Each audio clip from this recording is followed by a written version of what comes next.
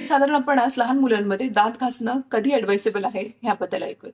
तर लक्षात घ्या, साधारणपणे 6 महिन्यापासून ते 1 वर्षापर्यंत मुलांचे जे दात इरप्ट झाले असतील, तर त्यांची जी लाळ असते किंवा त्याला सलाइव्हा असं म्हणतो, तर ती पूर्णपणे त्याचे दात प्रोटेक्ट करण्यासाठी सक्षम असते. कारण की त्याच्यामध्ये नैसर्गिक असे एन्झाईम्स असतात.